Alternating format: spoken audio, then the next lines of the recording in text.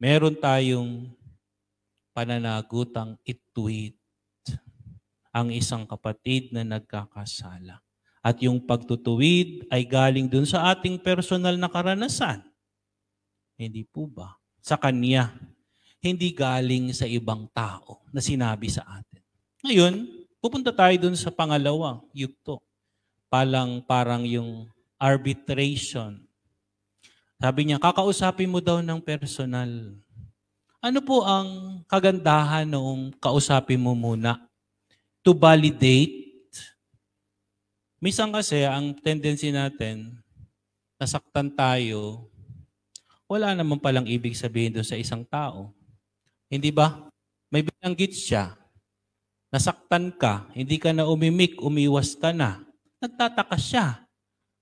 Ba't kaya si Mading hindi na ako pinapansin? Hindi ba? Kasi nagsalita ka na kagad. Kasi ang dami na nangyari. Hindi mo ba binalidate kung tama ba yung aking nangyari? Tanda ba? Kasi ang dating sa akin. Para ay, Maji, sorry at hindi ko iniisip na masasaktan ka. Ako'y nagbibiro. Nagbibiro? Ay, ako tayo pinaparinggan mo. Oo, ikaw na, masyado kang balat sibuyas. Sabihin mo. Hindi ba, O minsan, di ba, we have to validate. Kasi minsan naisip lang natin, pinapatamaan ako, nakasabihin ako, galit sa akin. Feelings natin yon. Iwas na lang basta, kasi yun ang pakiramdam ko. Hindi naman talaga niya intention pala. So maigi, pag kayong dalawa nang, sikreto pa ninyong dalawa yun.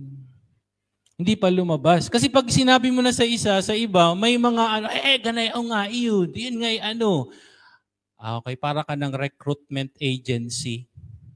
Nagre-recruit ka ng magagalit dun sa tao. Sama-sama na kayo. Ganay, nga, yun. Ganito si di dami yun ng galit sa kanya. Pero kung sa inyong dalawa pa lang, pagkatapos ng dalawa, hindi pa lumabas, wala pang nakaalam, ay parang walang sasabihin na, akala ko baga kayo yung magkagalit, bakit ganyan magkasama na kayo? Ay, sabihin pa sa iyo, ikaw pala kanina lang ay galit kayo, tapos ngayon ay magkabati na kayo, para kayong mga So kung sa ating iwasan yung may skandalo. Kasi pag sinabi mo na doon sa isa, doon sa pangalawa, sa pangatlo, lalaki na. At habang lumalaki yung issue, lalo nang mahirap magkabati. Ang dami na kasing point of views sa paligid. Hindi ho ba? Okay? So ngayon, pag sinarili mo, at least yung mga taong sinasarili lang nila at magkaroon sila ng pagkakataong kausapin, ibig sabihin, nagmamalasakit ka. Hindi lamang sa kanya, kundi dun sa inyong pagkakaibigan. Dun sa inyong ugnayan. Ganun naman yun, hindi ba? Pag mahalaga sa iyo ang isang tao, pag nasaktan ka, ayaw mong sabihin sa iba. At least ayaw mong masira yung image niya sa ibang tao. Hindi ba? Gusto mong i-restore yung pagkakaibigan ninyo.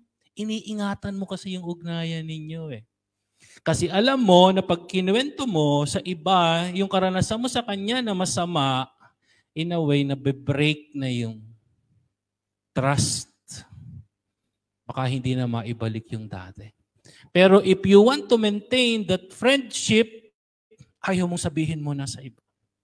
Akin mo lang muna. Hanggang hindi kami nag-uusap, kasi baka masabi ko, masira yung kaibigan ko.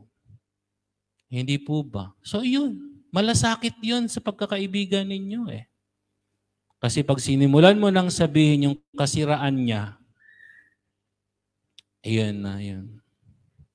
Kaya nga halimbawa pag ang isa sa mga sa buhay may asawa, ng isang indikasyon na nagsisimula na kayong to fall apart, to fall apart, pag yung kasiraan ng asawa mo, kinekwento mo na sa iba.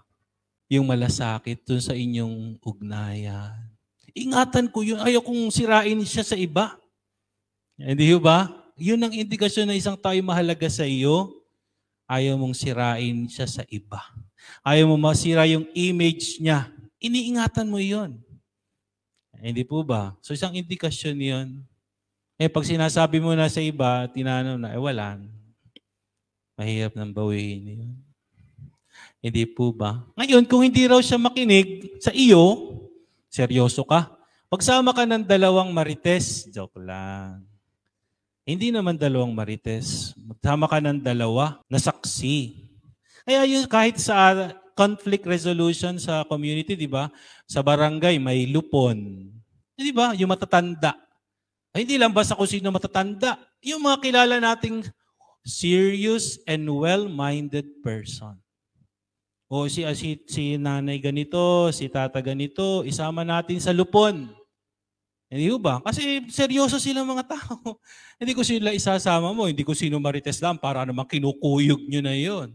O sasama mo, di ba? Halimbawa, kayo mag-asawa, may problema kayo. Gusto mong mag-usapan ninyo. Kumuha kayo ng mga seryoso mga tao para mamagitan.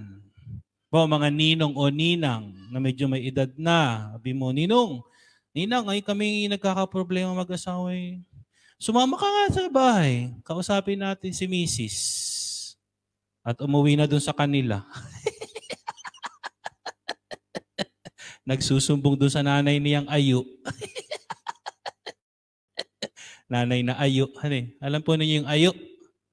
Alam niyo yung Ayu. May kasalanan ka na eh. Ikaw pa ang magaling. Ay, wala yan nung ay asawa mo.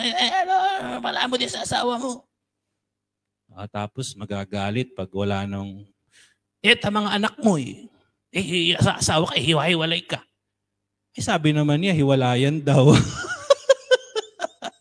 At siya na daw magpapakain. Tapos nagagalit. Si Father talaga. Okay, well-minded, serious persons. Na alam mong mananatili yung confidentiality. Na alam mong ang nais ay magkaayos lang kayo mabuti. Po, ngayon kung hindi pa daw, sabihin mo sa natutipong simbahan. Pag hindi pa, ginawa ko na ang lahat, Father. Okay? Pero ang diwa ay gusto nating wag siyang mawala. Gusto nating mapabalik siya sa simbahan. Siya'y ating kapatid. Finally, sabi niya ganun, sapagkat saan man may 2 o 3 nagkakatipon dahil sa akin, naroon akong kasama nila. Tatandaan natin na yung ginagawa natin to resolve a conflict is because of Christ. Para tayong nagdarasal lang, 2 o 3 nagkakatipon, nandoon ako kasama nila. Hindi lang tayo nagmamarites. Hindi natin pinag-uusapan ng kasiraan ng iba. Tayo'y natitipon bilang simbahan. 2 o 3 upang ayusin ang sigalot ng magkakapatid at mapanauli ang kapayapaan sa komunidad at sa simbahan. Panalangin natin mga kapatid, maging maingat tayo. Maging maingat tayo sa ating mga ugnayan. Sayang kapag nasira yung magandang ugnayan. At ang nais natin sa ating pagsasaayos ng ating mga ugnayan, ang diwa ng Panginoong Jesucristo ang laging manguna at tumabay sa atin upang wala sinuman sa kaniyang mga tinawag ang mawala kundi mapanatili sa Kanya. Amen.